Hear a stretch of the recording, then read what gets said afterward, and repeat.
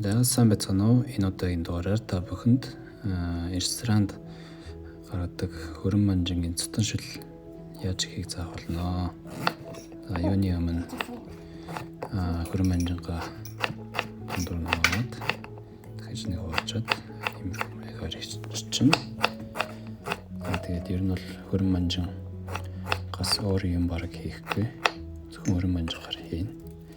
Хайрлын тоог сайн халааж агаад баг зэрэг ургамлын тус хийгээд дээрээс нь цэцгийн тусыг халаачна. Тэгээд зөвхөн цэцгийн тус хийгээд ингээд нэлийн халуун гал дээр халаачаар амархан төлөвлөгдөртэй учраас ингээд ургамлын тус хийгээд халаавал бас зүгээр байдаг. Тэгээд энэ дээр ирсэн хөрөн манжин хийгээд тэгээд давс хийгээд перц хийчихнэ.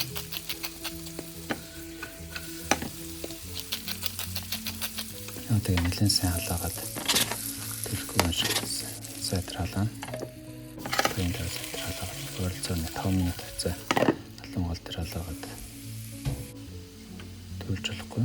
Тэгээд мөн дээрээсээ усаа нэмжнэ. За ус ямар хэмжээнд хийх юм бэ гэх юм бол хөрөн манжингаа жоохон долдууртал нь хийчихнэ. Тэгээд нэгэн самцлаа 10 минут хавцаа буцалгаад яг гол руугаа ингээд зөөлөн ботлон буцлаа. Тэгээд дээрээс нь баг зэрэг тавсаа нэмж өгөөд тэгээд энэ дээр жоохон алхаа хийгээд яг гоё юм тавьлах болно. За перцэмлээ.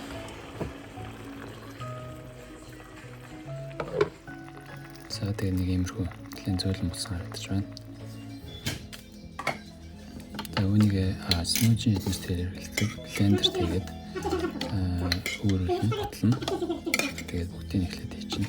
Нэлээд их хэмжээгээр хийж байгаа тохиолдолд бол блендерийнхаа нэг 70% хийсэн дээр үүдэг. Тэрнээс нэлээд хийж бас амархан дэлбэрчгээд идэх учраас баг хийсэн дээр 70% цал хийсэн дээр. За энэ удаа 3 хүнд тохируулж хийсэн учраас нэг 30%. Тэгээд энийг сайн хэрэглээд ячнаа. Тэгээд хитрхи халуун болоор ингээд дээшээ уур нь гарч ирээд ингээд нэг тагчаад тэгж таглааг нь аваад ингээд уурын гаргангаа ингэж хийгээд эргүүлсэн дээрдэг. Тэгээ баагаар эргүүлж байгаа. Баг зэрэг хөрөөд эхлэхээр нь сайн эргүүлэх нь зүгээрээ.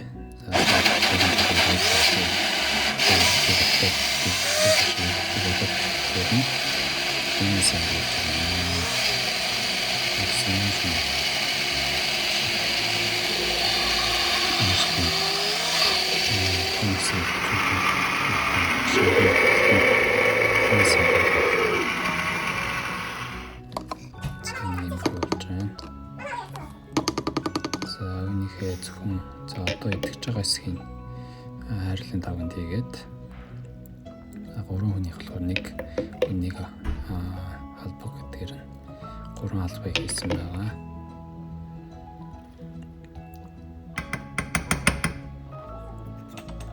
За хайрлын тавган дээр сайн халаагаад за сүүгээ хийчихнэ. Сүү хэцүү хийх юм байх юм бол хийсэн хөрмөнжин шүлнэс шүлдэг гараа нэг харцах нэгээр хийчих болно.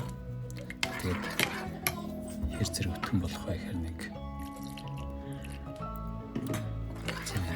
албаар ингэж дээрээс нь ингэж хийж үзээд хит шингэн жиш хит өтгөн жиш яг ингээд уухад гой болох хэмжээнд хийсэн байгаа. За ингээд хараад самраад үзэхэд нэг иймэрхүү болж байна. За тэгээд өнөөрөө гоё илүү тийм гоё өтгөн болохын тулд баг зэрэг цэцгийн тус хийгээд халаачна. Тэгээд үлдсэн хэсгээ бол иймэрхүү аяганд ингэж хийгээд өргөшөндөө өргөөд нэг 3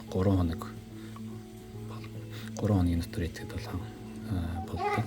За тэгээд үлдсэн хэсгээр баг зэрэг ус хийж аваад үнийг идэж байгаас шүлэн дээр хийчихнэ. За тэгээд